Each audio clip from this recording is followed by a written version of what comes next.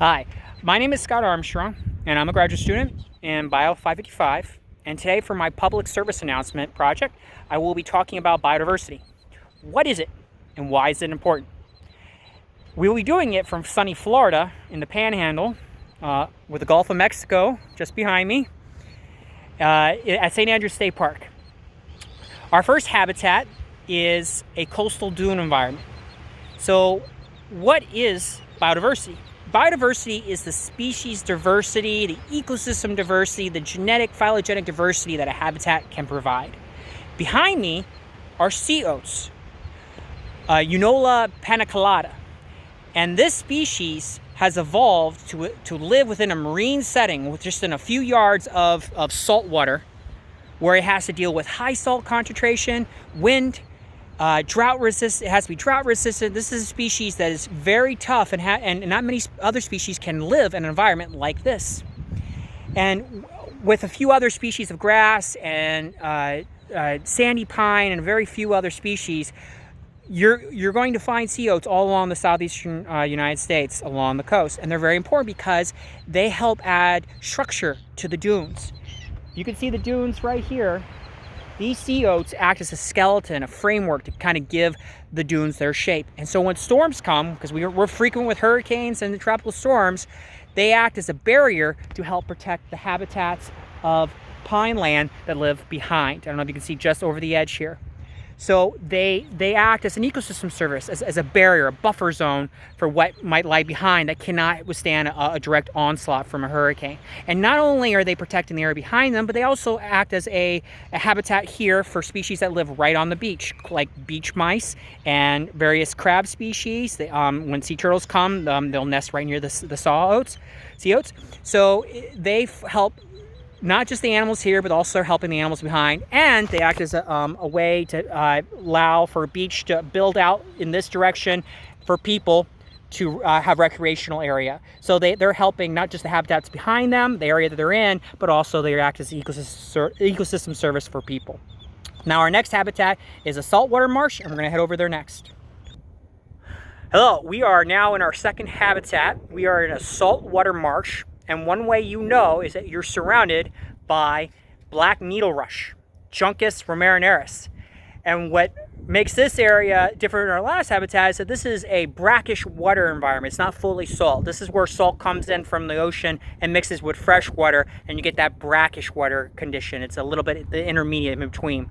And black needle rush can tolerate living in brackish water. It has evolved to fill that niche as part of the species within this area.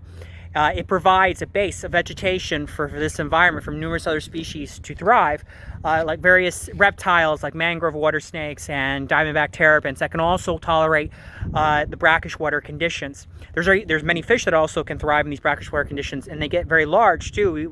In certain coastal waterways, you might find like bull sharks who can tolerate brackish water as they make their way from the ocean to areas like this. So this area acts in many ways as ecosystem services. Not only is it a form of recreation, as you can see, it's a very nice little setup as a trail that I could walk through for recreation, but it also is an area along the coast. You'll find fisheries that take oysters and crawdads and other species that live in these type of environments as part of the fishery industries. So this is just yet another habitat with many different species that have filled niches that allow them to be unique and serve an importance, not just for the habitat, but also for people as well. So now we're going to go further into the park for our third and final habitat and go look at a freshwater lake. Okay, we are at our third and final habitat. We're at a freshwater lake that's up on a upland area. In the center here, we have in the center of the lake is an island that is a perfect spot for nesting birds every year for starting their nests. Many species of egret and heron frequent this island. I don't know if you can see in the distance, we have just a few hundred yards away from the beach, the saltwater marsh we were just before. So you can see how that was a buffer zone.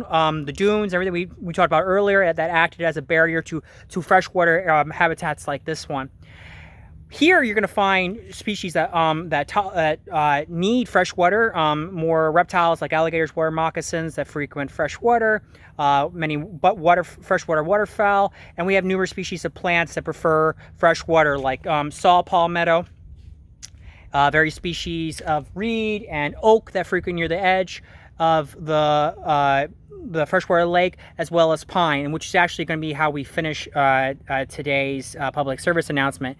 But not only does this serve as a recreational spot for someone to fish or to enjoy recreationally the lake, but this is the start of the water purification process as fresh water makes its way to the aquifer, either down to the aquifer or out to the ocean. Because ecosystems not only provide for many species to thrive in a habitat, but they also have numerous ways that they help people, and they help make clean air and clean water. And it's just one of the numerous ways that they benefit people.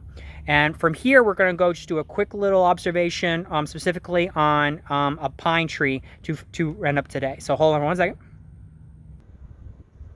I just wanted to end our announcement today by showcasing our last species. This is the longleaf pine that you can see right behind me, Pinus pilatus.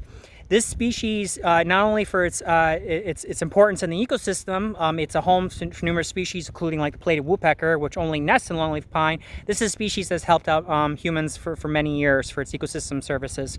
For centuries, it was lumbered for the lumbering industry for making ships, but also, especially in the last century, the 20th century, as you can see behind me, it was used in a sawmill practice, but also used in the turpentine industry. They would score the longleaf pine for its sap, and then let the sap run out, and they would process that sap to make turpentine. So it's just another way that it would help humankind. So just within a few hundred yards within a state park, we've gone through a handful of habitats, saw numerous species, and talked about many ways that they can provide for humankind, not as well as hold a plethora of species within them. So you can find ecosystem services. You just got to pull back the service and look under. So thank you for listening to my announcement, and have a good day.